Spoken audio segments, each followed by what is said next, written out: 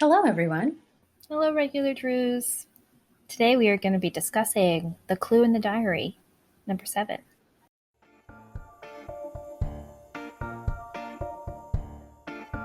Well, aren't you a regular Nancy Drew? We sure hope so, and we hope you are too. Join us as we talk Nancy Drew cover to cover and click to click. Welcome to Regular Nancy Drew.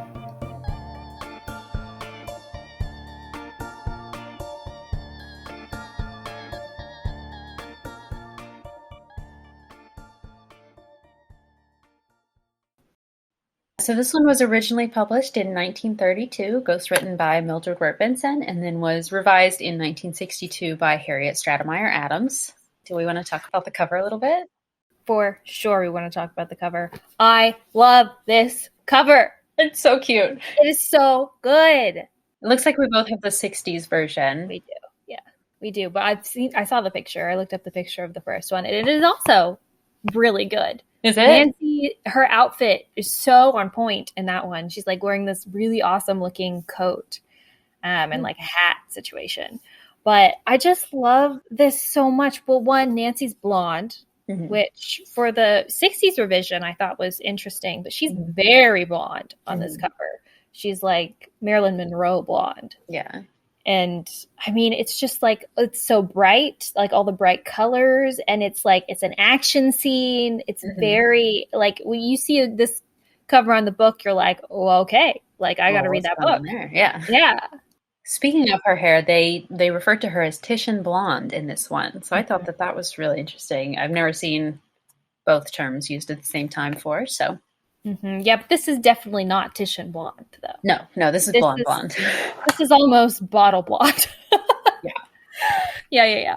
But yeah, this is a scene from the book. Obviously, it is a very important one of the first scenes, full of action. So you can even see in the corner, you see the little diary. There's a diary in the corner. Yeah, that's mid fall onto the ground. Oh my goodness. Yeah. You could even see rendition. So like that image of the guy's face matches the description of the guy in the book really well. Like the square jaw, blonde hair situation. But you can even see Nancy's red painted fingernails on this. It's like so detailed and just so good. Did we find any information about who the illustrator was? Yeah, I don't know about the new one, but the original was Russell Tandy. Okay. This book was one of my mom's originally. Aww. Yeah, you can see her name in the cover. So I felt like this was a really good one to end kind of our mystery stories jaunt with. I feel like we started with a really good one and we ended with a really good one. Absolutely. This was an excellent choice for this week. 3 words. Oh, driving. So much driving. Oh, yeah. Lots of driving. Ned. Oh, yeah. Ned deserves title place. Ned, driving. Fraud? Yeah. It was like some inventions maybe. Yeah. But fraud, I think, works overall for the feeling of the crimes in this book. Yeah. We don't get to actually see any of the inventions. We get a little bit of a description of them, but I was really thinking that we were going to get a little bit more information about the explosion having been caused by one of the inventions or him using an invention to cause the explosion somehow, but we never did. No. They talked at one point about like a remote control started invention, but that was really it. Yeah, that was kind of strange. Yeah. So do we want to do a summary? Yeah, let's jump in. Okay.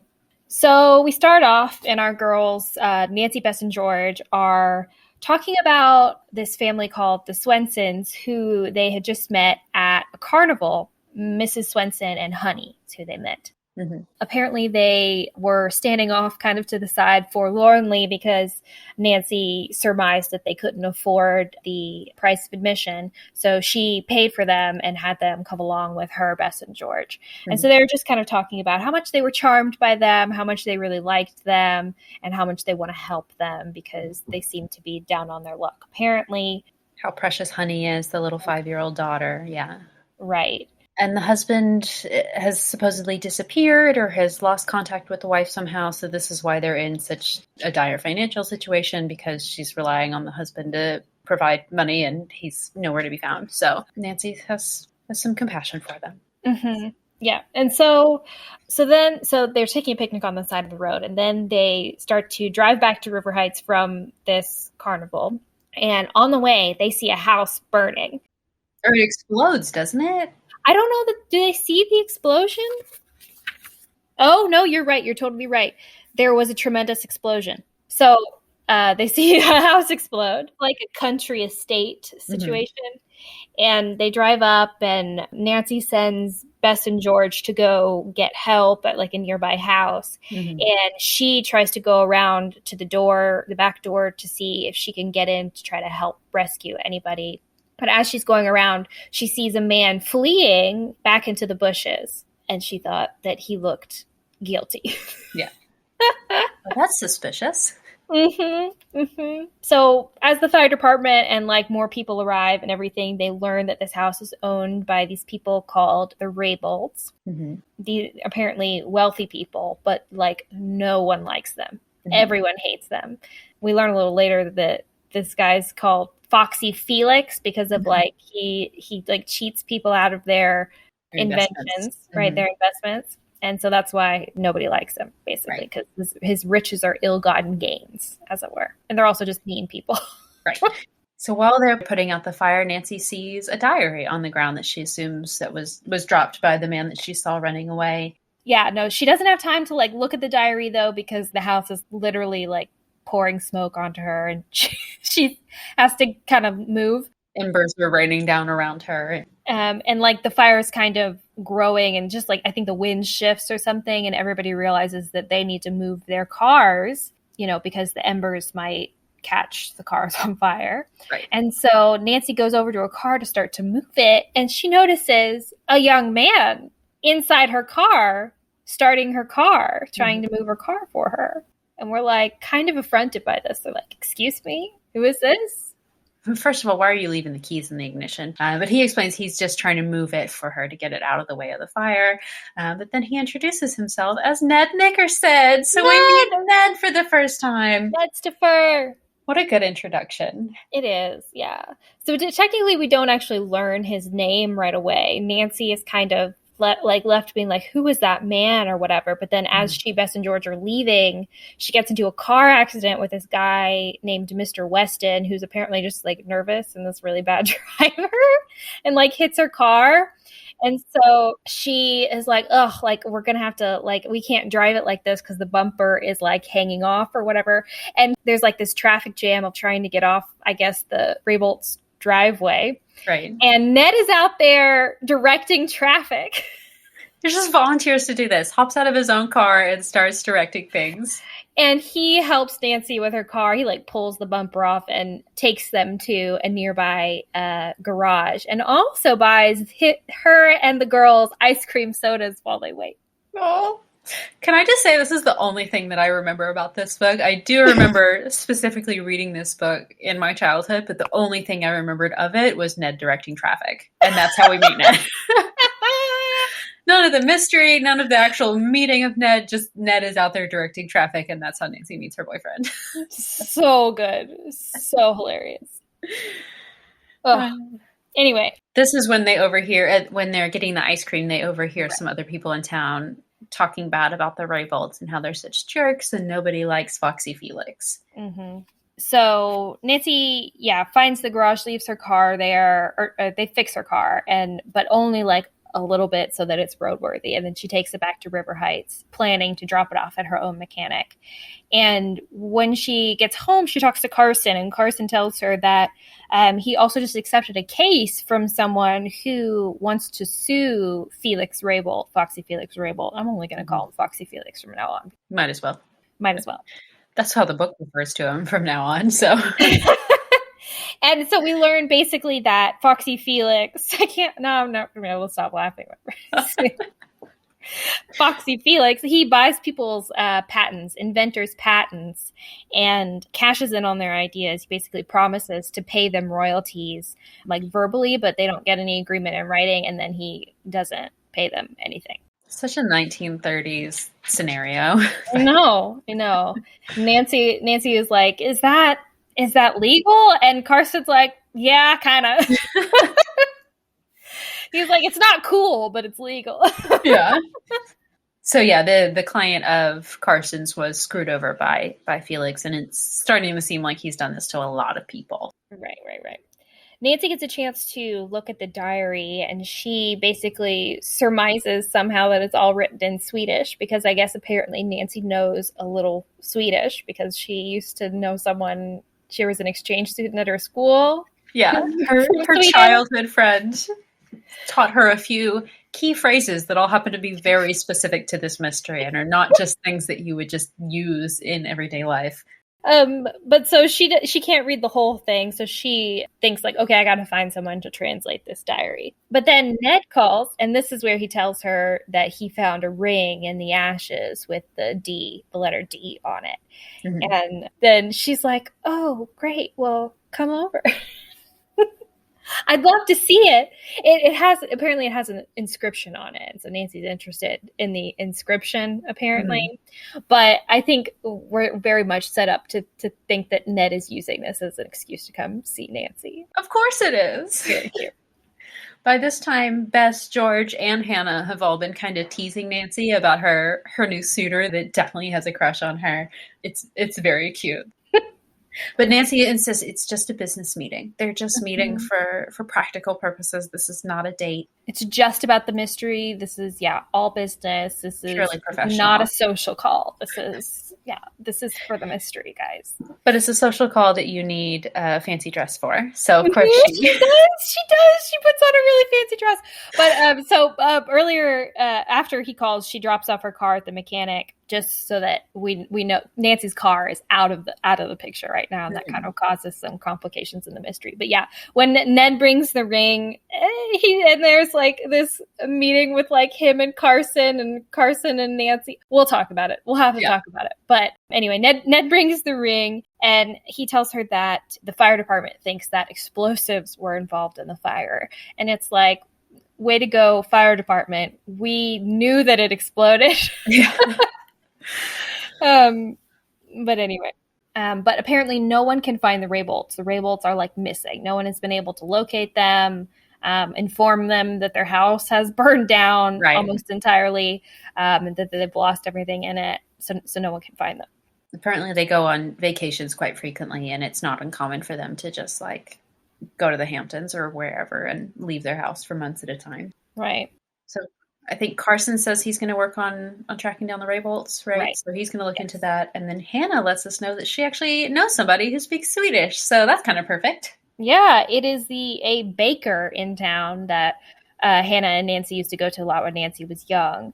And so Nancy tries to go there to get it translated, but apparently he's ill and he can't see her. But don't worry, he'll be better soon and she can just come back later. And she's like, okay, great. But she does investigate the diary a little bit more, and she recognizes that there is an address in the diary. She understands that there's an address and recognizes it as the Swensons' address. Mm-hmm. So obviously now we think that this diary must belong to Mr. Swenson, Honey Swenson's father. Right. Nancy's just kind of distressed at the thought that her new friends might be involved or be related to the guy that's suspected of maybe starting this explosion or the fire. So, yeah. So they kind of have to like hurry along the mechanic until he gets Nancy's car ready so that they can go and visit the Swensons. So they do that. Nancy, Bess, and George drive up there and they go to visit the Swensons. And Honey, who is a 5-year-old girl, is just out on her front yard alone. Mm-hmm. And Nancy's like, is your mom home? And she's like, nope, she went to the post office. There's like an altercation with the dog or whatever, but the main issue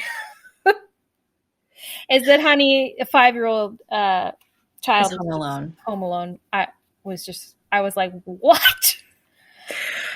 I mean, like, I don't want to get too into a diatribe or anything, but like, I get the concept of like latchkey kids or whatever, like walking home from school, parents not home from work yet. I get it. 5 years old though? Yeah. Seems like young. I was going to say that's very like 1930s childcare, but it's also like 1960s childcare as well. Anyway, but she invites Nancy, Bess, and George inside, and she shows them her father's inventions. He made a bunch of toys for her, and so this is where they learn that Mr. Swenson, Joe Swenson, is an inventor, and so they that matches up with what they saw in the diary, that it looked like diagrams of inventions in there, and so really this is not looking good for Mr. Swenson, right? Because adding up to motive here. Right, because we know about Felix, Foxy Felix, his kind of dealings with local inventors, and we saw what must have been, Mr. Swenson dropped this diary as he was fleeing the exploding Swenson's house. So Nancy, Bess, and Raybould house. Raybould house. No, you're here. Nancy, Bess, and George are getting really kind of upset at this, and Bess actually like goes into the kitchen, is kind of like in tears, being like, "This is awful. Yeah. What do we do?" They're like, "We can't tell the family this." Right. Because, Mrs. Swenson is just kind of like distressed, and she can't, she can't buy food and stuff. And so basically Nancy just says, okay, well, what we'll do is we'll go to the store and we'll buy a bunch of food to come back here and make dinner for them. Also, their cupboards are completely bare. Like they have basically no food in the house. Right. Honey says that really the only thing they have been eating are eggs because they have some chickens, it seems like. Mm-hmm. But she's sick of eggs, and her mom said, maybe if we can sell some, I'll buy, some other kind of food. But they talk multiple times about how Honey's really thin and underfed. I have so much to say about this, so we'll talk about it later. Yeah, we'll talk about all the class disparities. Yeah. We'll get into it, but yeah. So Nancy decides that she's going to try to go track down Mom on the way back from the post office because Mom is supposedly walking. So Nancy decides, I'm going to go pick her up, and then we're going to go buy some groceries. And then Bess and George, you stay here, watch Honey. And then when we get back, we'll cook a big meal for everyone. Mm-hmm. Yeah. So she does that. She kind of has to like persuade Mrs. Swenson to kind of let her do that because they talk about Mrs. Swenson being pretty proud and, not wanting to accept quote unquote charity. Mm-hmm. But she's able, she buys a bunch of groceries. She tries to buy a bunch of luxuries. She tries to buy ice cream and cake and a bone for their dog and all of that for Honey, especially. And then when I think it's on the way or I don't on the way back, Nancy starts questioning, seeing if she can get some info out of Mrs. Swenson about, what kind of inventions does your husband make, and trying to get more information about who her husband is to see if she can confirm that this is the same guy that probably set the house on fire. So, yeah. And so she finds out that Joe's mother's maiden name was Dahl, like Dahl. Both of their mother's maiden name was Dahl. What? Which is weird, right? I missed that. She's like, yeah, that's the maiden name of both of our mothers. It's both of our family names. So it's like, are you guys related? But I missed that. They're cousins. I thought that was very strange. Wow, what a thing to mention too. Could have just been one of their. Wow. All right. But then she also learns that Mr. Swenson was also cheated by Felix Raybould. Yes. And so, things are really not looking good here for Mr. Swenson. It's looking more and more like he has a lot of motive to have set their house on fire. And Nancy finds a family photo when she's at the house, confirming, yes, that is the same man that I saw running away from the fire. And then Ned comes over. And they have a nice little dinner party situation. Ned also leaves them $5 as they're on their way out. So sweet. It was really cute how he did it too. He was like, gosh, I really want to... Do you think she'll be offended if I leave $5? Which, if you look that up, that's like $40 today. Nice. So Nancy goes back home. She finds another location in the diary in Stanford. Apparently, Mr. Swenson bought some kind of like materials from this location or something. That's what she makes out from the diary. And we realize, oh, that's also where Mr. Weston lives, who is the man who crashed into Nancy's car earlier. And so she has to go there anyway to get money from him for her car repairs. Right. We also learn from Carson that Mr. Weston happens to own an electronics factory in Stanford, which is like, oh, kismet, great. I'll see if Joe Swenson is working there. And so, of course, they go there. Oh, wait, no. Oh, sorry. So Carson also tells Nancy that he found Mrs. Raybolt and that he found her and he questioned her where she was staying or whatever, but he thinks that she's returning to Mapleton, which is where that house is. And she'll probably stay at the only hotel in that area to be close to the house. And so Nancy, Bess, and George go there to try to like interview her, to talk to her, get information out of her. And so they go there for lunch. And when they get there, they see her getting out of the car and she faints. And she's like, oh, I can't go on.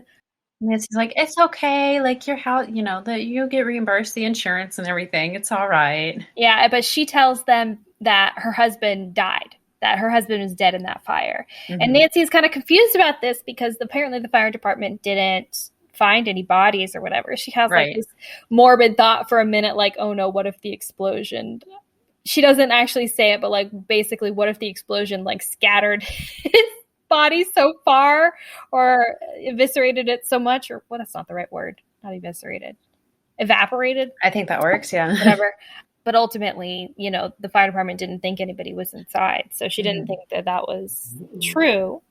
So she's utterly hysterical though. Just very, there's no talking to her at this point. So they go on to Stanford. But on the way, a state trooper stops them and tells them that there's a criminal somewhere hiding along this road that they're planning to take. Bess is, of course, really freaked out by that and doesn't want to go. But Nancy and George are like, oh, you baby, it'll be fine or whatever. And so they go down the road. And, of course, they get lost. And George is like, oh, I see a shack over there. Let's stop and ask for directions. And Bess is like, are you crazy? Like, what if there is a criminal in there? But they go up to the shack anyway, and they knock, and nobody answers, although they thought they heard somebody back there, but oh well. So they end up just, like, picking a road to take. Well, they break in first. They break into the shack. They do? Are we sure we both read the same version? Hold on. Because they just like straight up break into the shack and spend like 10 minutes in there just like looking through the stuff and then determine that there's nothing there, Hold on. Oh, no, you're right. Yeah, they did. Okay. They did. I don't know why I'm not remembering. So they end up having to like double back to actually get to Stanford. But they do, and they get there in time to see Mr. Weston at his factory. And he immediately writes her a check for the money he owes her as damages. But then, and she also asks him if Joe Swenson works for him. And he calls HR, and they say that no, nobody by that name works there. So they leave, but on the way out, they kind of get stuck in traffic as like all the factory workers head home for the day. And Nancy sees what appears to be Joe Swenson like on foot. And so they follow him. But they lose him. Because a parade just happens to be coming down the street at that same time, and he disappears into the crowd of the parade, and Nancy has, obviously the road's blocked, so. It's got to be a hallmark of Nancy Drew mystery stories that they will always chase someone and then never actually, like, catch up to them. They'll never meet them. They'll get away. That happens, I swear, in every single book. Anyway. So yeah, we lose him in the crowd, so Nancy decides to just go home, and then Ned calls when Nancy arrives home and invites her to go to a dance with him. A dinner date. A dinner dance. At that dinner dance, she meets some of his friends, one of whom is named Phil, and apparently his dad is a postmaster in Stanford, and he says that apparently there have been lots of reports of stolen mail there recently. And Nancy's like, this adds up. I get it. This is why Mrs. Swenson may have not received anything from her husband, any money.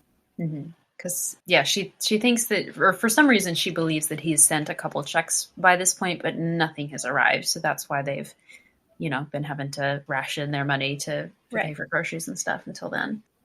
So the next day, she wants to go back to Stanford to try to find Joe Swenson. So they do that. And at lunchtime, at the lunch break at the factory, she sees him. And, she talks to him. She tells him, oh, your wife is kind of in a really bad way. She hasn't gotten any of the money that you've sent her or whatever. And then she also gets his perspective on what happened on the night of the fire. So he says that he showed up there for an appointment, and as soon as he knocked on the door, the house immediately erupted into flames. The explosion happened, and he tried to get in the door to help anybody who might be inside, but it was locked. It wouldn't budge. And then as he heard a car driving up the driveway, which we remember is Nancy's car, he flees thinking that he might be blamed for the fire, which is what's going to happen. Yeah. So he does confirm that he had sent 2 checks by now, but they haven't arrived, obviously. And he actually gives Nancy the $25 he was just about to send to his wife, and she says that she'll go ahead and take it directly to Mrs. Swenson. Right, so he has to go back to work, and Nancy starts leaving, and a man grabs her in the parking lot. He confronts her, and he's like, what are you doing snooping around here or whatever, and what are you doing talking to that man? But she very kind of skillfully brushes him off and is able to get out to really no effect. And they go see a movie or something. It's a weird time filler. Oh, wait, that might not be until later. But anyway, she decides instead of delivering the $25 to Mrs. Swenson like she said she would, she has an idea to go to the post office and do a little experiment on a little the mail. Trap to see what would happen if she tries to mail this. And so she talks to the postmaster there and is like, okay, I'm going to mail this letter. I'm taking out this money order. Will you make sure that it leaves here? And he is like, gotcha. Yes, absolutely will do. And Nancy's like, okay, well, I'll go to the other one and see if they get it, I guess. I didn't really understand this plan very well. I think it really just effective. It was just that the postmaster needed to watch the mail, basically. Look for that specific letter. Right. So they do. They figure it out pretty much right away. They can determine who's been stealing the mail, and they arrest the guy for it. And his accomplices? Yeah, he has a couple of accomplices, one working in another post office, and then someone to go and cash in the money orders, which, side note, I thought was weird because I thought the whole point of a money order was that only specific people could cash them. Right. I don't know. So maybe it was different back in the 40s and 60s or whatever, but yeah, I thought that was strange. Anyway. But this is the same guy that grabbed Nancy's arm in the parking lot. So Right. So that's solved very quickly. But then, so they decide to go back to the factory to talk more to Joe. And on the way there, and tell him about what happened with the money and everything. On the way there, they overhear, I guess, basically 2 beat cops. Oh, no, they're just random guys. We don't know who they are. Oh, right. They're not dressed like police, but they are undercover. They're undercover police, yeah. Saying that they are going to go to the factory because they think that this guy, Joe Swenson, is working there, and they're going to go there to arrest him for suspicion of setting this fire. Which is hold on a second. I'm sorry. I can't not say something about this. If you are 2 undercover police officers on the street, you're undercover. Why are you talking about what you're about to go do? Right? You should have talked about this, in private at the station or before you were undercover. You're literally on your way there right now, just walking down the street, just loudly speaking about this. So the girl sitting in the car in her running convertible right next to you hears every word that you say. Sorry. So Nancy's like, well, I know what I'm going to do. I'm going to hurry over there. I'm going to intercept Joe on the way out of the plant. So that's what she does. She goes and picks him up. Is this where they get arrested? Yes, it is. They're like on the way to wherever Joe is staying, kind of on the outskirts of town or whatever. End up getting followed by police and pulled over by police officers who tell Joe to get out of the car, arrest him, and like basically almost arrest Nancy, Bess, and George too, but tell them that they just need to make sure that they come to the police station. Don't go anywhere else. We're going to follow your car. Come to the police station for questioning. So they do. And Joe doesn't admit anything. He basically tells them exactly what he told Nancy about, the circumstances about the fire. And Nancy does her best to kind of advocate for him, tell the police that she thinks he's a good guy and that he's not responsible for anything. And in fact, she thinks Felix Raybould is alive. And then they're like, okay, well, we have to arrest him. We still have to arrest him, which I thought, again, we'll talk about this, but I thought that was weird. But you guys can go, Well, first Nancy says her name, and then they're like, oh, you're Carson's daughter. Okay, I guess we won't arrest you then. Right. And then on their way out of the station, Mrs. Raybould comes into the police station and slaps Nancy in the face. Has a freaking tantrum, starts accusing her of aiding and abetting the man who killed her husband. And I mean, the police come out and they don't seem to give a lot of credit to Mrs. Raybould's story, but it's a kind of unclear as to why. But it seems like they understand that she's just kind of hysterical or whatever, and they, kind of try to calm her down, and Nancy and Bess and George leave. Literally calls Nancy a meddling teenager.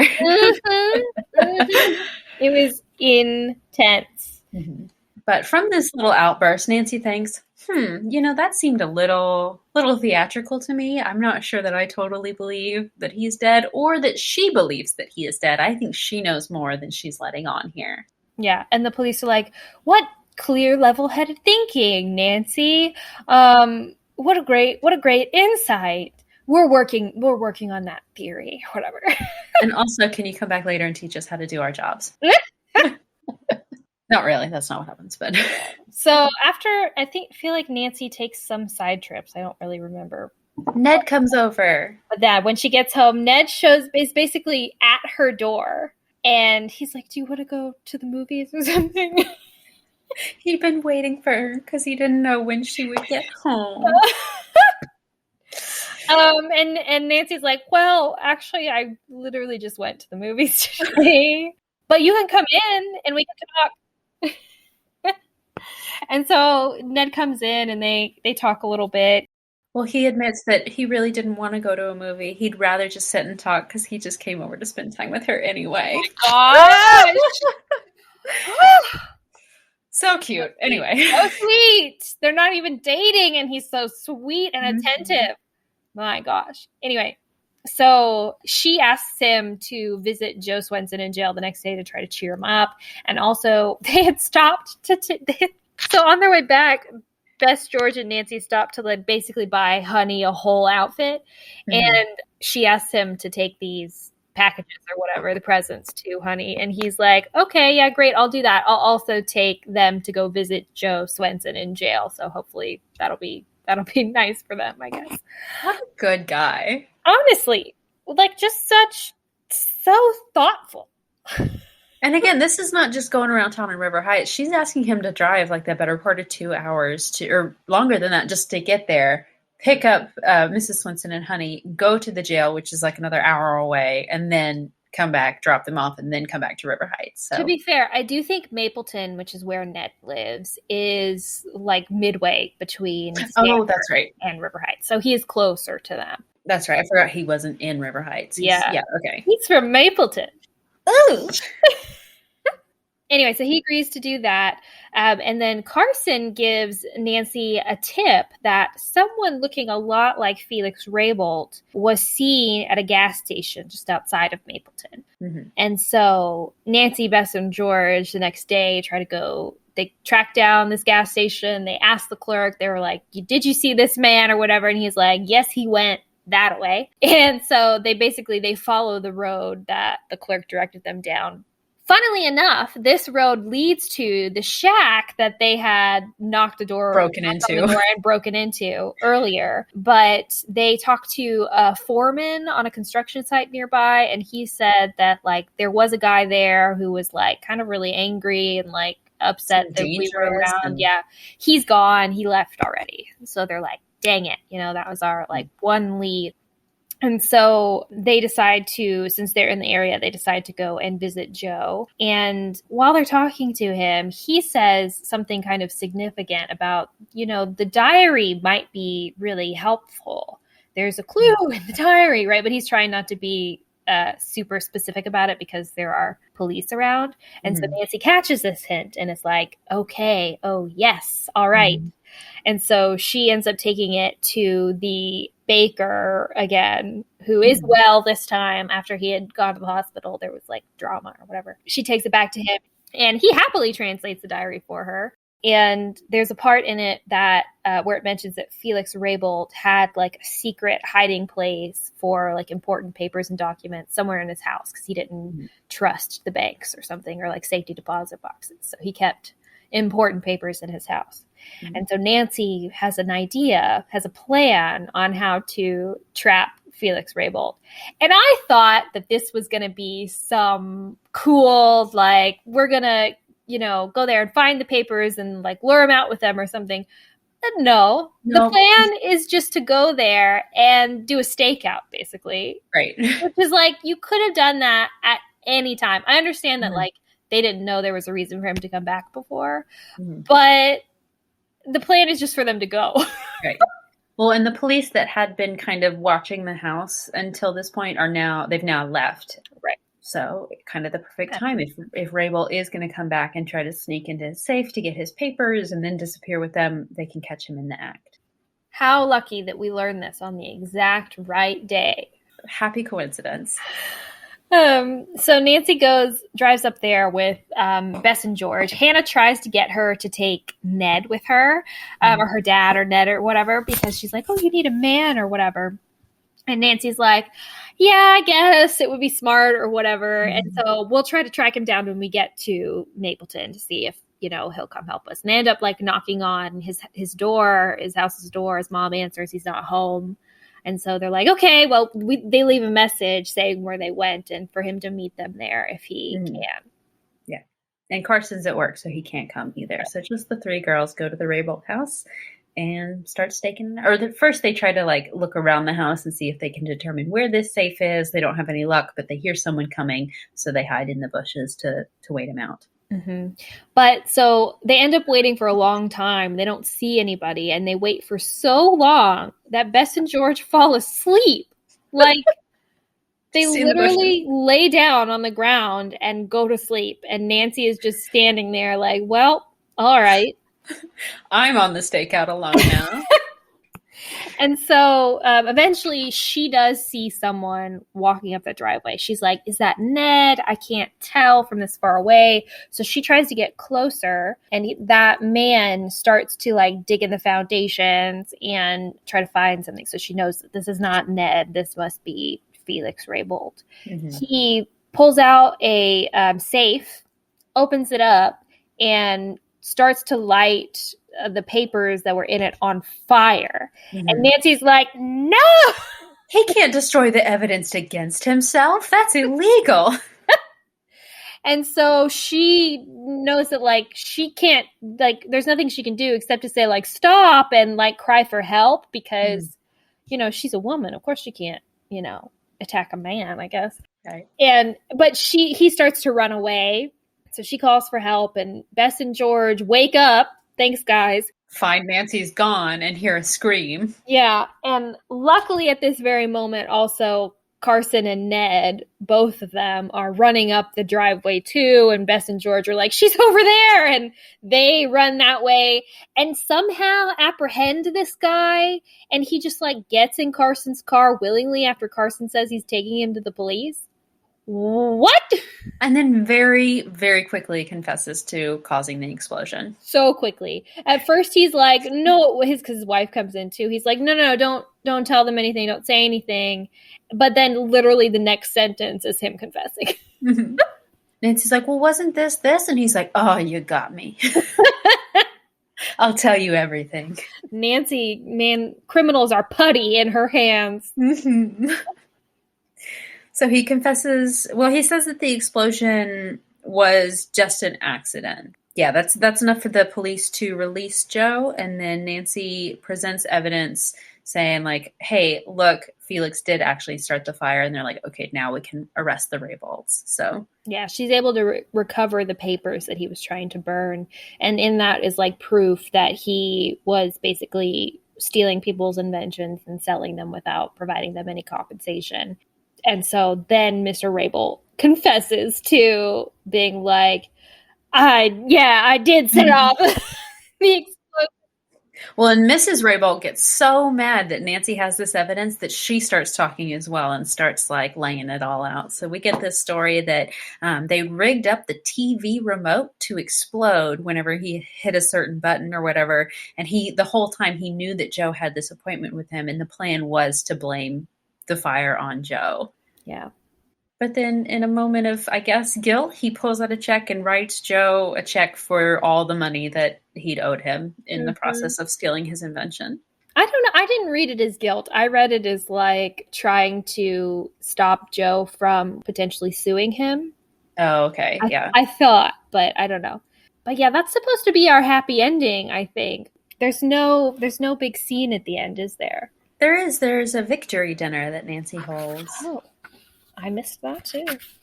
So yeah, both the Raybolds get arrested, and Nancy's like, "Let's have a dinner at my house tomorrow." Right, the wallets. Yeah. Mrs. Swenson is so grateful and thankful for Nancy's help that she presents Nancy Best George with purses and Ned with a wallet. Mm-hmm. And they also give Nancy the ring with the D on it that was apparently both of their mothers somehow, and just family heirloom to Nancy as like a reward for having solved the mystery, which is way too generous in my opinion. But yeah, and Nancy is of course touched by this, but doesn't refuse it. Right. She accepts it, and then Ned asks her out again and says, do you want to go out another date sometime? And she evades the question, says, well, maybe someday we'll have another mystery that we can work on together. Keeping him at a distance. I know. Oh, but that's the story. What a story. I mean, what a good one. What a story. So, okay. I mean, like, do we have to start with Ned? Like, let's just start with Ned. It's just, it's so cute. The amount of like girly squeeze that I made when reading this book was too many. There was just so many times where, well, one, Bess and George teasing Nancy like relentlessly about Ned. Bess says at one point that like she knows how to do it, like she knows how to treat your dates, like you got to make them work for it.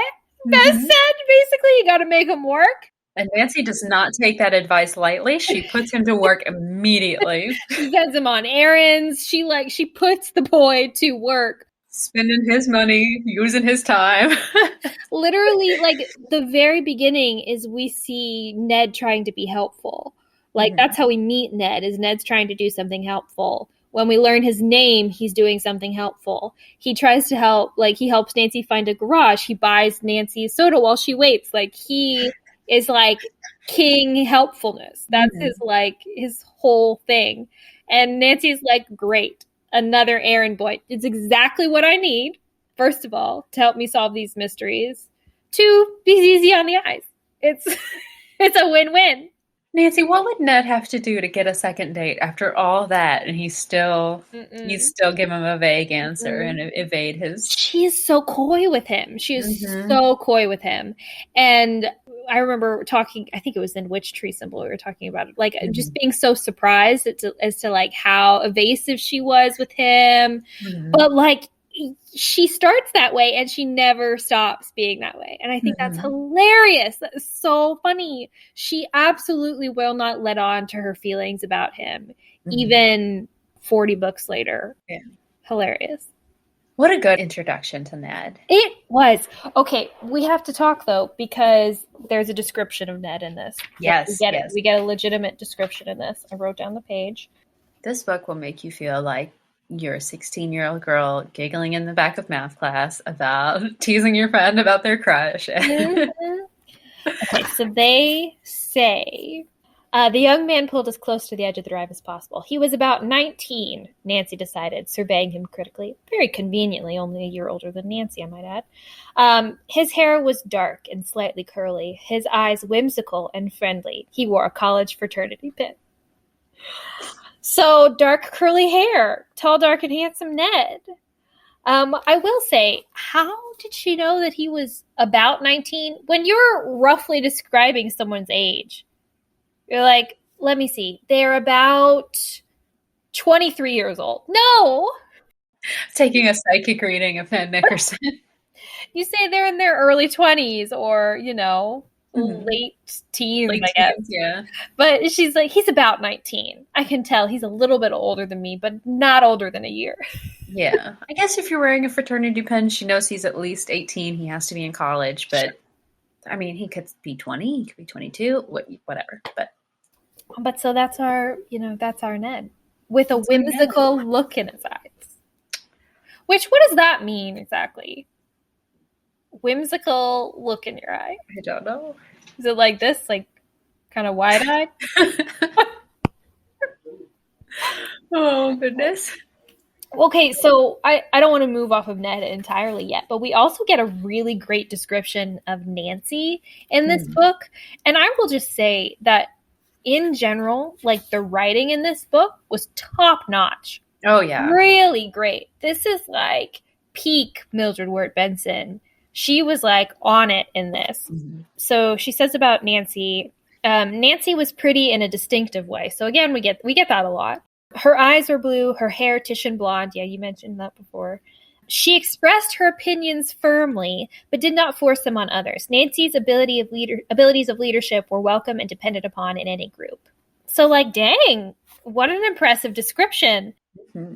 She has firm opinions, but doesn't press them on anybody. That feels kind of like a 1950s yeah, But the rest of it is like really cool.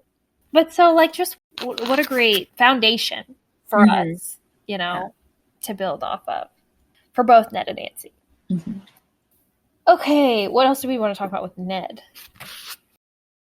This isn't technically about Ned, but this party that she goes to, the dance that they go to together where she meets the postmaster's son, I just thought it was so strange that he starts, like, making jokes about the mail and telling anecdotes about mail carrying, and Nancy's just eating this up. She's like, oh my goodness, tell me more about the mail service. That was a weird scene in general. Yeah. There was also a weird part of that where there was a sentence like Ned claimed Nancy. They were talking about like dancing, but it was like the word like he claims her was like, I was like, I don't like that. No, that's weird. But yeah, so maybe it was because he's a bit jealous about how she was acting with Phil, the postmaster's son.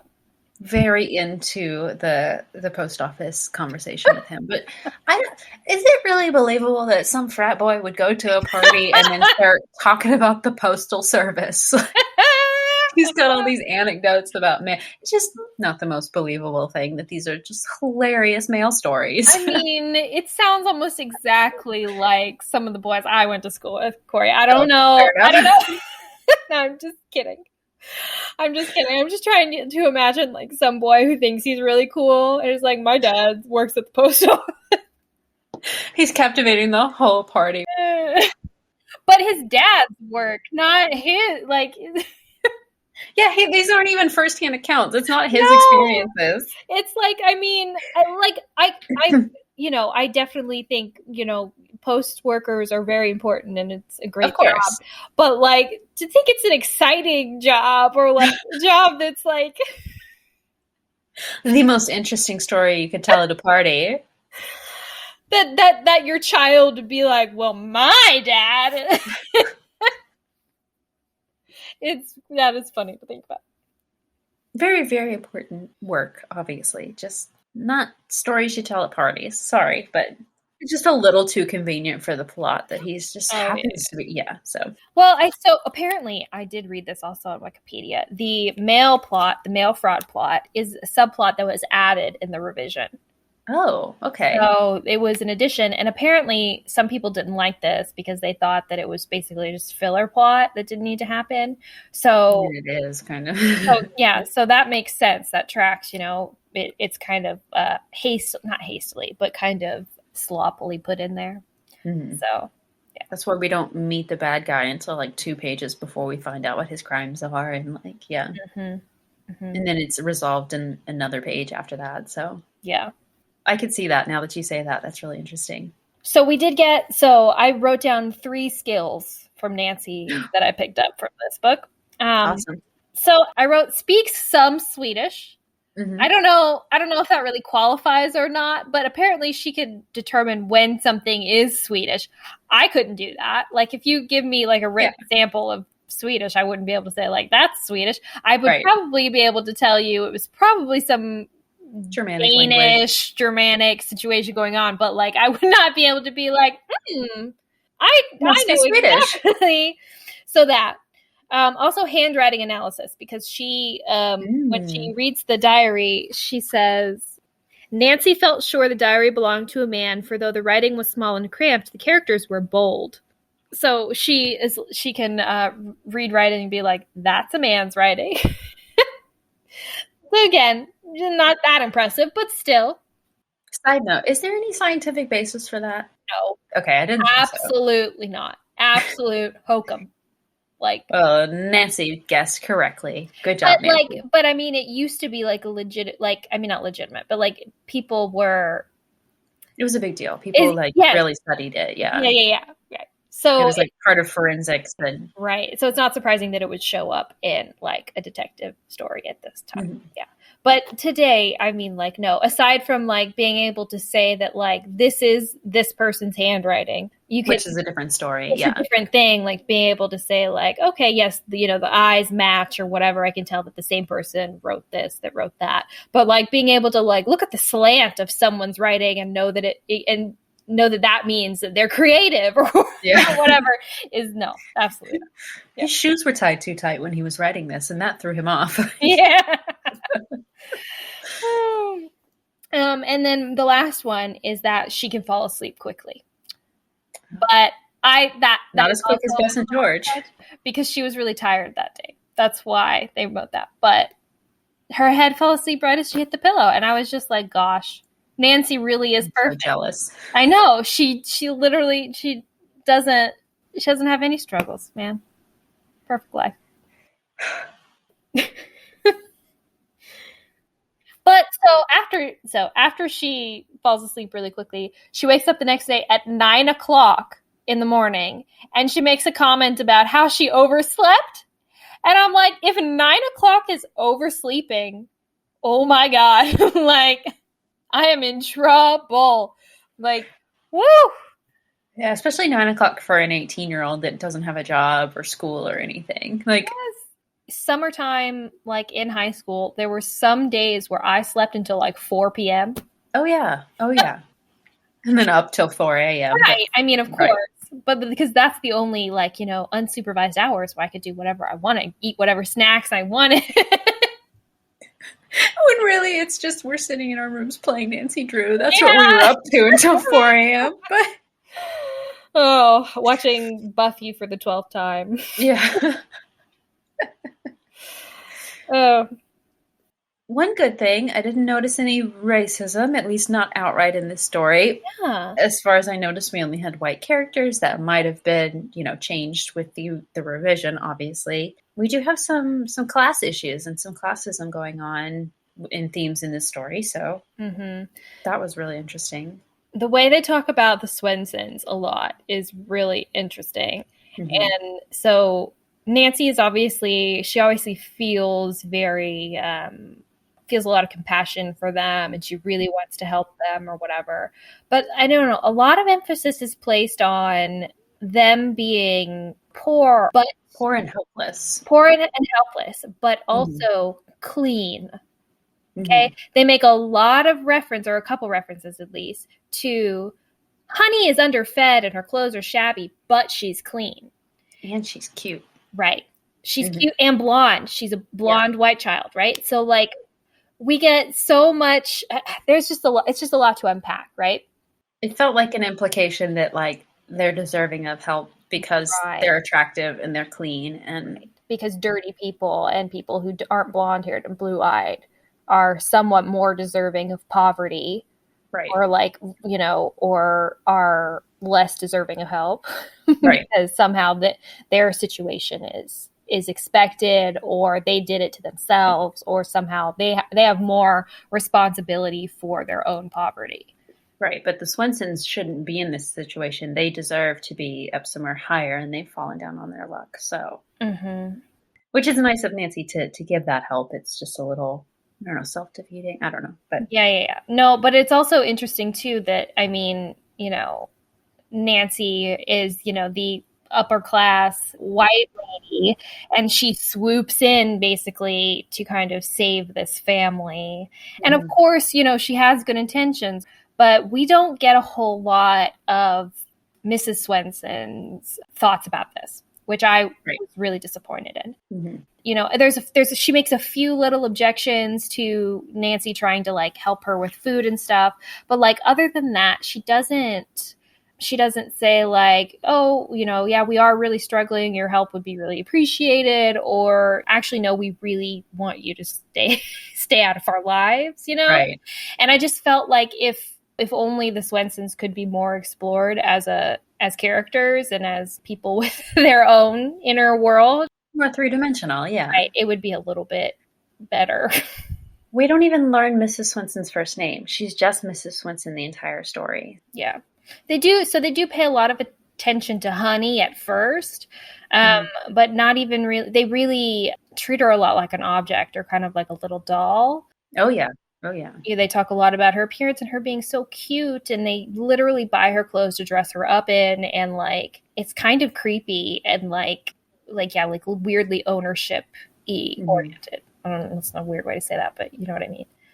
Nancy is clearly very good with children. We've seen her with children a lot, especially in the books that we've covered. I know that in Secret of the Old Clock, there's a whole storyline with an impoverished child that has had her parents killed in an accident or something, so she has to go help them. But this just felt like way over the top compared to any of those other examples that we've already seen. Yeah, I understand that it's supposed to be a situation where we're like highlighting Nancy trying to, you know, work for the underdog, right? She's trying to help people, and she's trying to use her powers for quote unquote good, basically. But I mean, it's definitely just another situation where like a wealthy white woman comes in and applies her wealth and magically solves the problem, you know? Right. And we're supposed to call that charity when really it's her using her privilege that like she fixes the situation because she can, you know what I mean? Right, like, right. And yeah, so. And I mean, if you think it's not a fix, like I get what you're saying, but it's $5 is only going to go so long. And like the most help she could have given them was solving this mystery, finding her husband. Like all the other stuff is great of you, Nancy. I'm glad that you helped them out and were willing to go to that extent, but it's not, you know, don't act like you're the hero in this because you made them dinner. Like, you know, it just feels like, well, I mean, like, you know, Nancy, you need to like acknowledge that you're not a savior here. You know what I mean? Like you're helping, but like you're not here to fix their life, you know? Right. Yeah. Yeah. No, what's really going to help this family is the lack of the Great Depression, first of all. Finding Dad a job. I don't know. Mom probably doesn't work. I don't imagine Mrs. Swenson has a job. It's not mentioned or anything here. So it's, you know. Yeah. But I mean, like overall, I mean, I think, you know, aside from that, it is a good story of Nancy at least showing compassion to someone. Yes. Yeah. Let's talk about this money that they leave for the party when Nancy, Bess, and George are deciding that they are going to throw this big feast, or they keep calling it a feast, this dinner that they're going to have for Mrs. Swenson and Honey. And then, of course, Ned comes later.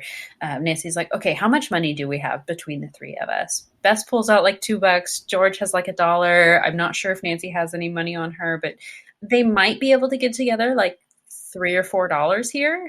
I think they specifically say how much Nancy money didn't have any cash. No. They like say specifically how much they had together. Oh, yes. So Bess has $2.10. George only has $1. But then Nancy says, with what I have, that will be enough. And that she's saying she'll pay them back for the money that they are offering. Oh, gotcha. But they like say, no, don't.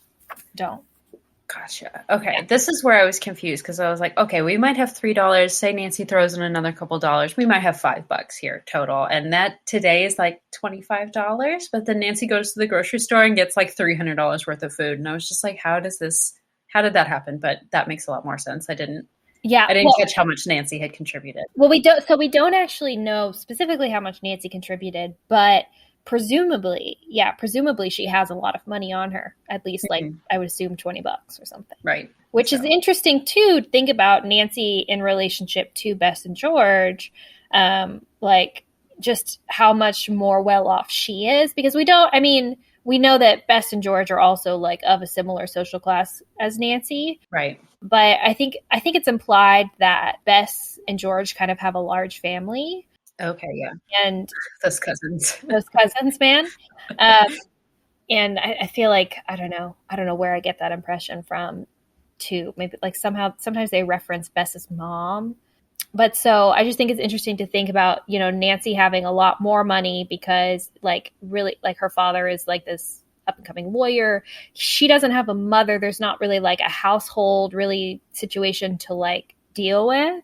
It's just her and her dad, and then they pay Hannah. Mm-hmm. And so like she maybe has like a lot more cash. Disposable income, yeah. Or not income, but yeah. Okay, that makes a lot more sense because it was like, okay, we got our $3 and now we're going to go to the grocery store and we're going to get all of our essentials and then we're going to get bread, we're going to get milk, we're going to get cheese, we're going to get steaks, we're going to get all this chicken, we're going to get a bone for the dog, we're going to get cakes, we're going to get ice cream, we're going to get juices, and we're going to get cookies. And like, I'm like, this is adding up to a lot now. Yeah, you could go to the grocery store and get like, stuff for dinner for the equivalent of today's $25, but you can't get all that for. Well, so I am definitely not an expert in any shape or form on this, but I think things are generally cheaper too. Like it's not just inflation. Mm-hmm. I think like foods and goods and stuff were just really a lot cheaper back then too. Oh, that would explain a lot of it. So, but I'm not an expert on any of that. Okay. What is a sports dress? Sports dress. What is that? Like a tennis dress? I made a note of that and I was like, what the heck? I've never heard that term before. It's like a tennis dress. Okay, interesting. So we did get a lot about their outfits, I felt like, in this book. Yes. Not the most we've ever gotten, but there was a healthy amount. At one point when Nancy's going on the dinner dance with Ned, they talk a lot about her outfit. She's wearing a green chiffon dress with gold heels and a white wrap or something. And I'm like, wow, what an outfit. Like, sounds spectacularly 60s. Yes. But like gold heels with like, it just felt like so many different colors. I was like, wouldn't you want to match or something? But no. Nancy Drew looks good in whatever she wears. She does, apparently. Not to change the subject too much here, but I found a weird one at the very end that I didn't understand what it was referring to or if this was a typo. Yeah. It's when Carson and Ned show up at the end at the house to help Nancy with catching Felix Graybolt. And Nancy says, how in the world did you and Dad get here at the psychological moment? Oh, yeah. The psychological moment? What it like? So I feel like I've heard that before, and I don't know exactly what it means, but it means like it's like the most important moment. Like, but I feel like it's somehow in reference to like film. I don't know if that's true or not. Okay. That's like a psychological thriller, maybe. Okay. I don't know. Yeah, but it means like the most important moment, like the right moment. Yeah. I just thought maybe they'd chosen the wrong word on accident. There was also a lot of use of the word fine again in this book. And I don't know why it irritates me so much. I don't know. But like every time I see Nancy say fine and she means really great, that's awesome. But I just I cannot read it. And it just sounds like Nancy being like, fine. And like being really like snotty about it. I know that's not what it is. But every time I read it, I can't not think about it. Right. So they make a reference. So when they go to see a movie later, when they're just like killing time in Stanford, they say that it is a historical mystery movie. And so I was like, well, what movie? Like, I want to know. So, I closed the tab. Hold on. Did you Google mystery movies from 1932? I did. We're going to have to watch this now, whatever it is. No, there's quite a few. All right, moviephone.com tells us, that doesn't say that these are specifically historical mystery movies. And I tried to find what that really meant. But really, I mean, it's just basically a subgenre of like mysteries that were set in like a historical time period or whatever. So I don't know what it could have been, but all of these were mystery movies released in 1932. Okay, Dr. X, Murders in the Rue Morgue, Arsène Lupin with John Barrymore is in that one. Ooh. The Phantom of Crestwood, The Hurricane Express, The Sign of Four, the Sherlock Holmes Sign of Four. Oh, okay, yeah. The Death Kiss, The Penguin Pool Murder, which, hilarious. Alias Mary Smith, The Crooked Circle, Tombstone Canyon, Secrets of Wu Sin, The Hound of the Baskervilles. Okay, also Sherlock. The Phantom Express, Mystery Ranch. Oh, sorry, there seems to be way more than I originally thought there were. The Silent Witness, 6 Hours to Live, Tangled Destinies, Tess of the Storm Country, and Wayne Murder Case. And if you go on moviephone.com and look at all of these what do you call them? Movie posters, covers, whatever. They are amazing. Yeah. Amazing looking. Like, just so colorful. Like, the faces on them, like, they're almost all like painted, you know, like, cool. like art. But there are some photographs in there, but the painted ones are super cool looking and really just give like a flavor of the time. So you could just go on there and just imagine what Nancy Drew might have been watching at the movies that day. That's so interesting. And yeah, I just found it really interesting. But yeah, 2 Sherlock Holmes mysteries were released in that year. So yeah, she could have been watching Sherlock Holmes. She might have been. Yeah. I just thought it was really interesting. And the fact that Nancy would pick a historical mystery movie. Of course she would. Like, of course, obviously. What else would Nancy Drew be watching? I just thought it was such a nice little addition. But I really wish, I know obviously they wouldn't say because it would date the book, but I want to know. I want to know what movies Nancy watches. I want to know what music she listens to in her Roadster or, you know, her convertible. I bet Nancy was a Sherlock Holmes fan. I bet she grew up reading his stories. I bet so. But I also wanted to talk too about Bess in general because we literally open up the book with like a Bess fat shaming situation. Because they're at the picnic. Yeah. And they do that a lot. They mention that a lot throughout. But I feel like I am like sticking to my theory about Bess being psychic. Because Bess has like a premonition at one point. She says, as they drove away from the Nickerson home, Bess said nervously, I have a feeling something dreadful is going to happen tonight. Bess has a sixth sense. This is when they're going to confront Felix or like stake out Felix. So she has a feeling something bad is going to happen. And kind of does. I mean, they fall asleep and Nancy is left alone, has to like scream for help. Like, yeah. I just thought, and that's even this is what she says. Oh my gosh. Okay. I just realized this. She says, I have a feeling something dreadful is going to happen tonight. It wouldn't be so bad if there only were other houses close by, but they're so far away. The neighbors wouldn't hear us, even if we screamed for help. Y'all! Is Bess just foreshadowing, or is she really just a psychic? Bess is a psychic! Nancy tells her to calm down. She says 3 strong, capable girls like ourselves shouldn't need any help. Literally, Nancy has to call for help. Yeah. Bess is like worried because people won't be able to hear their help if Carson and Ned hadn't come up at the psychological moment. Then Bess's premonition would have come true. Bess, what do you know? What do you know that you're not telling us, Bess? Clue us in. Bess Marvin has ESPN. This would be a totally different book series. It would just be Bess saying, here's the bad guy, let's go get him. Oh, okay. Anyway, those were all my random aside points. But like, I do want to talk about. We talked about this in, oh gosh, remember which book was it? Oh, which tree symbol? We talked about kind of like the concept of like what a criminal is. Oh, okay, yeah. According to this time, it kind of seems like they make it out that like criminals are born and not made, right? They kind of just are the way they are, and they just commit crimes for no reason. They just do it because they're compelled to do it for some reason. Mm-hmm. And I felt a lot of that in this book too, except for the fact that like when Nancy at the very beginning, when they're starting to like learn all this information about Joe Swenson and how it kind of like the case builds up against him. As soon as Nancy sees him, she's like, and she talks to him for like a minute.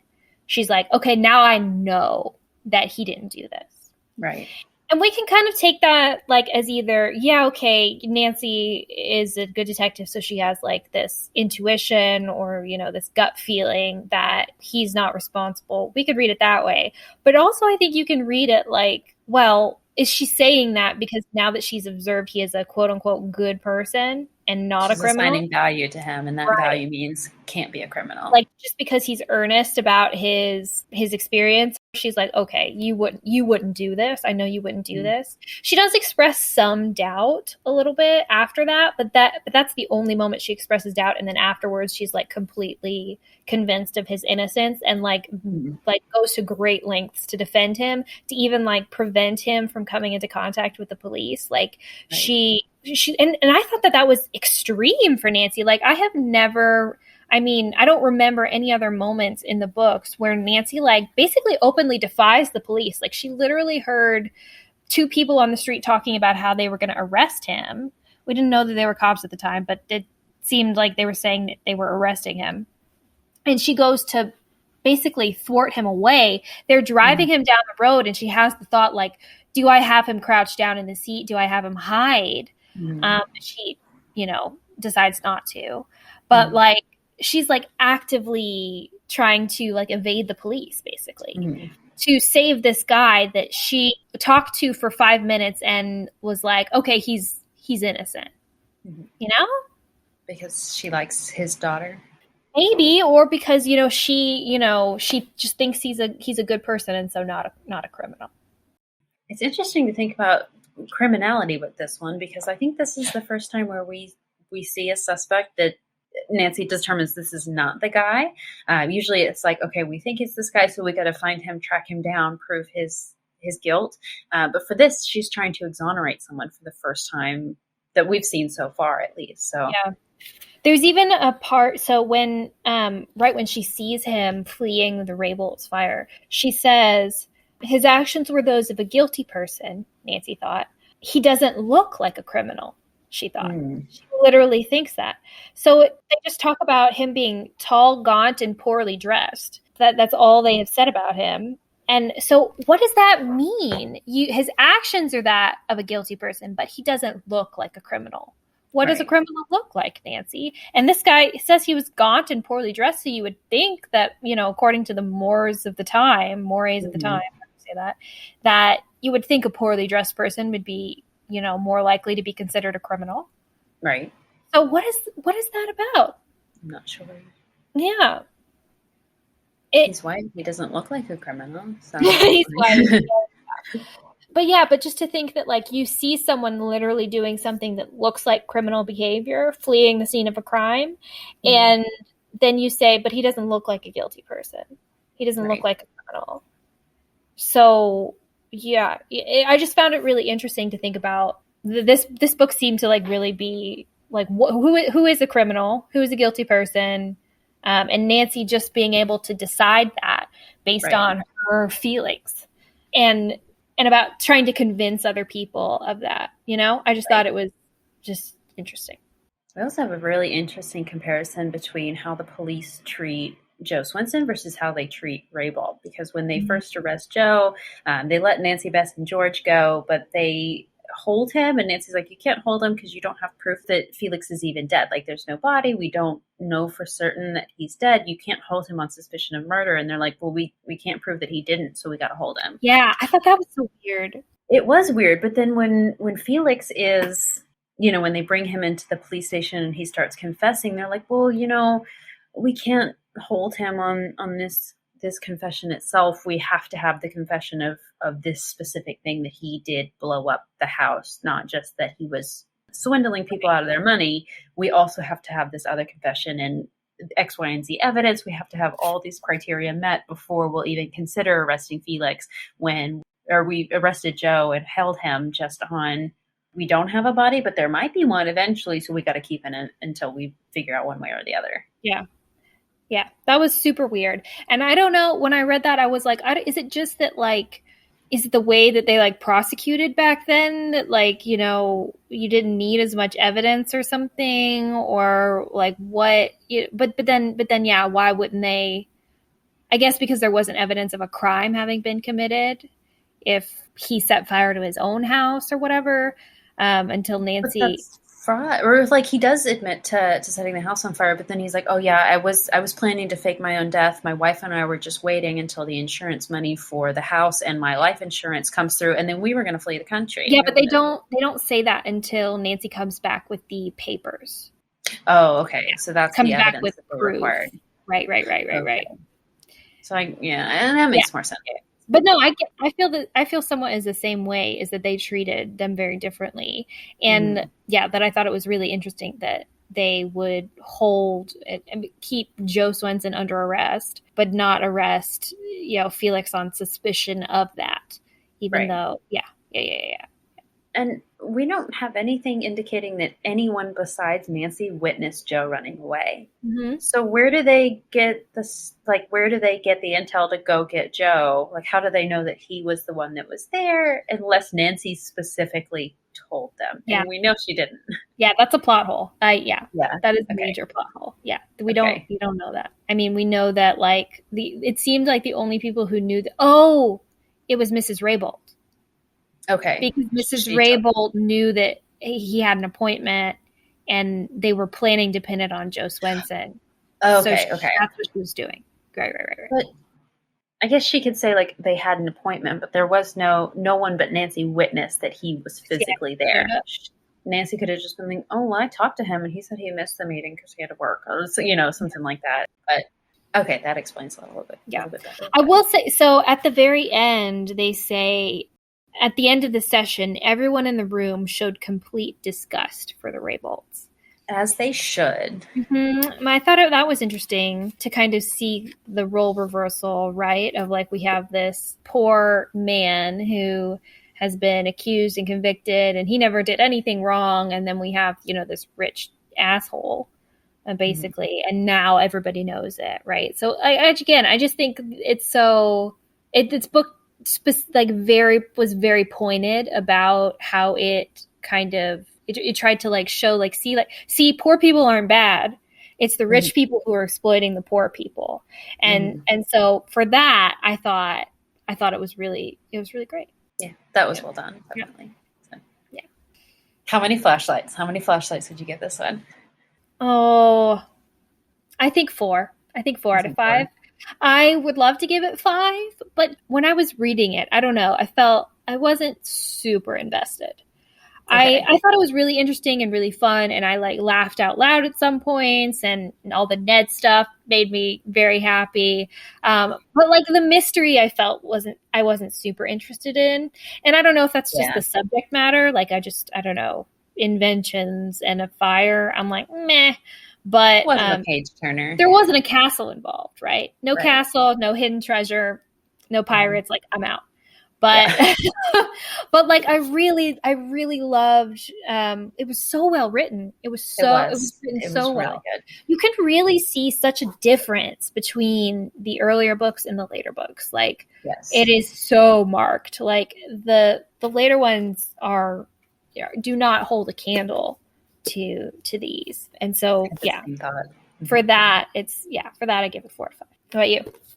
I would probably also give it a 4. This one was really up there for me. I don't remember what we rated Larkspur Lane. I think that of the ones that we've covered, that's still top of the list for me. I don't want to rate this one higher than that, but I would say maybe just one notch lower than Larkspur Lane was, because I really did enjoy this one, especially all the cute Ned Nancy moment. I think we rated Larkspur Lane 5 out of 5. I know. I think I did for sure. I wouldn't be surprised. It deserved 5 out of 5. So if we didn't score it that, let me retroactively go back and score it a 5 out of 5. I will say though, I think Clue in the Diary was better written than Larkspur Lane. Yeah. Yeah. I think like it made more sense. The plot didn't seem like, though I wasn't like raptly paying attention to it, the plot didn't seem like far-fetched or even like unusual or like didn't make any sense or anything. Like it made perfect sense.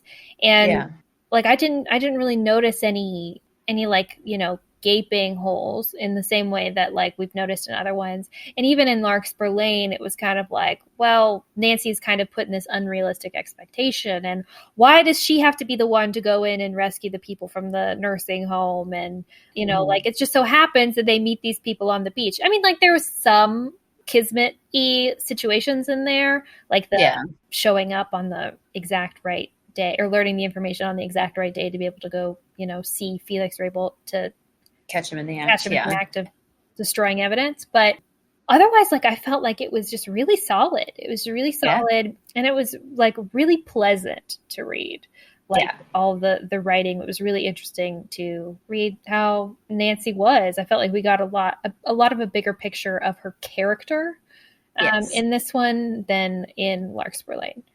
Which I feel like Larkspur Lane gave us a really good feel for like the setting of River Heights and kind of Nancy's world in general. Yeah. But A Clue in the Diary, I think, really showed us who Nancy is as a person. So, absolutely. Yeah. And if you are not a Ned fan, this one might get you on board if you haven't read this one. I know. I felt a little bit swayed.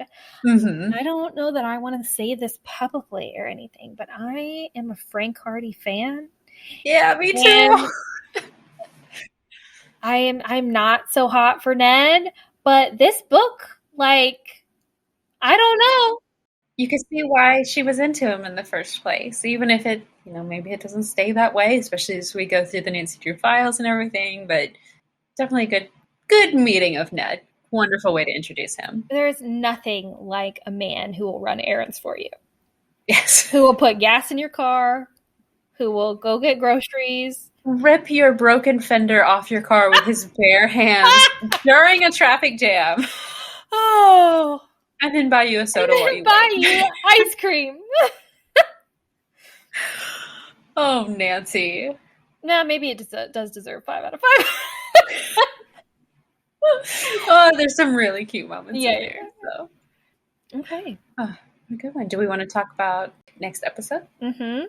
Well, you know, it's so nice that we brought up Passport to Larkspur Lane again. Yes. Because for our 10th episode, we are actually going to cover Nancy Drew Detective, the very first movie from 1938. Yeah, starring Benita Granville as Nancy. Yeah. So really excited for that. You showed it to me a long time ago, but I have no memory of this. I remember nothing. I take that back. I remember that the guy in it, the male lead or whatever, is named Ted, not Ned. Oh, okay. They changed his name to Ted. And I remember not being a fan of that. But yeah. Who would be? I know. Differing from the source material for no reason like that. It was absolutely pointless. So, anyway. But we do know from Google that it is supposed to be based on Larkspur Lane. So having just read that a few episodes ago, it'd be nice to see how they adapted it for that late 30s audience. Yeah. Exciting.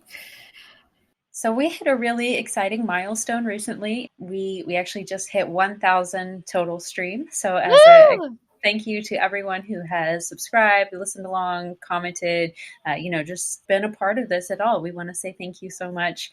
We're actually going to do a giveaway over on our social media accounts. If you want to go over there and check out our most recent post about the giveaway, you will see how you can enter that. And I'm sure we'll put a list of what the actual prize is as well. Yep. Yeah, we are so happy and so excited to have you all listening to us just gab away about Nancy Drew. It's our favorite topic to talk about, and so we're so glad you all like to listen. And yeah, we hope you'll participate in the giveaway and tag your friends.